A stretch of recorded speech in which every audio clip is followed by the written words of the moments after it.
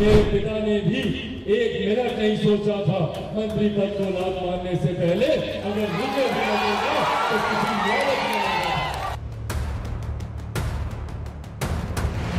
वाला हूँ ना झुकने वाला हूँ और डरता तो भैया मैं किसी से नहीं हूँ।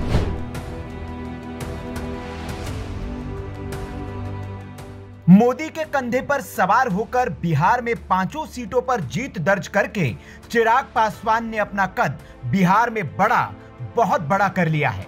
लोकसभा की 5 सीटें जीतकर 100% का स्ट्राइक रेट लगाकर चिराग ने यह बता दिया कि बिहार में उनकी स्वीकार्यता बढ़ गई है। उसके बाद से उनके तेवर भी बदल गए हैं। अपने आप को मोदी का हनुमान कहने वाले चिराग अब इतने बड़े हो गए हैं कि वे मोदी सरकार के फैसले की आलोचना करने से भी नहीं घबरा रहे हैं। खास तौर पर आरक्षण के मसले पर उनका स्टैंड मोदी सरकार के फैसलों से बिल्कुल अलग है। मोदी 3.0 में मंत्री बने चिराग को अभी जुमा 3 महीने ही पूरे हुए हैं, लेकिन इतने वक्त में उन्होंने जो तेवर दिखाए वो एनडीए के लिए टेंशन बढ़ाने वाले हैं।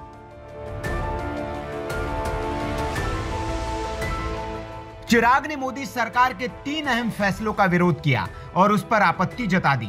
मोदी सरकार वक्फ बोर्ड संशोधन विधेयक लेकर आई तो चिराग ने कहा कि इसे संसदीय समिति के पास भेजो।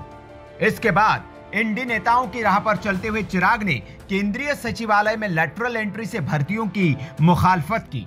इतना ही नहीं, चिराग जातिगत जनगणना पर भी विपक्ष के साथ ही खड़े नजर आते हैं।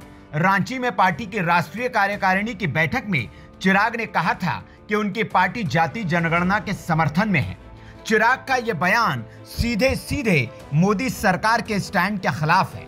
अब चिराग इतने बड़े हो गए हैं कि वो एनडीए से अलग अकेले चुनाव लड़ने की भी बात करने लगे हैं। इसी बैठक में उन्होंने अलग अलग प्रदेश की इकाइयों से अपने अपने राज्यों में चुनाव की तैयारी करने को कहा था। जैसे कि झारखंड में उन्होंने कहा कि वे पहले एनडीए से बात करेंगे और अगर बात नहीं बनी तो अकेले भी चुनाव मैदान में उतरेंगे।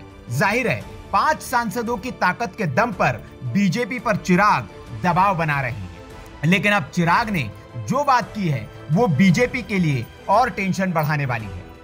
दरअसल चिराग ने पटना में एक कार्यक्रम में 1 मिनट में मंत्री पद छोड़ने की बात करके विपक्षी दलों को खुश और बीजेपी को परेशान कर दिया है। दरअसल अभी मोदी सरकार विपक्षी दलों के सहारे ही चल रही है और उसमें से एक भी दल अगर सरकार से अपना समर्थन वापस ले ले तो बीजेपी के लिए सरकार चलाना मुश्किल हो जाएगा। इसीलिए चिराग दबाव की राजनीति करते हुए अब सवाल भी करने लगे हैं और अपनी ही सरकार के फैसले का विरोध भी। मोदी के हनुमान अब शक्तिधारी लक्ष्मण बन चुके हैं, वो उनके इस बयान से समझ में आता है। चुनाव के वक्त क्या कहा गया था, आरक्षण को समाप्त कर दिया जाएगा, संविधान की हत्या कर दी जाएगी। मेरे नेता ने भी इस बात को कहा था, मैं पुनः दोहराता। मेरे पिता भी किसी भी गठबंधन का हिस्सा रहे हो, उनकी एक भूमिका तय थी और उसी भूमिका में आज चिराग पासवान भी है। मैं किसी भी गठबंधन में रहूं, आप लोगों के पहरेदार की भूमिका में मैं उसका बंधन। अब चिराग के इस बयान के बाद सियासी हलकों में यह चर्चा तेज हो गई है कि क्या चिराग पिता की राह पर चलकर 2020 वाली स्टोरी को रिपीट करेंगे। आपको बता दें कि 2020 में चिराग ने एनडीए से अलग होकर अकेले चुनाव लड़ा था और नीतीश कुमार का जमकर विरोध किया था। हालांकि इस चुनाव में चिराग कुछ खास कमाल नहीं कर पाए थे। यह समय चिराग के लिए बेहद बुरा था। चाचा ने पार्टी को तोड़कर असली जनशक्ति पर कब्जा कर लिया था।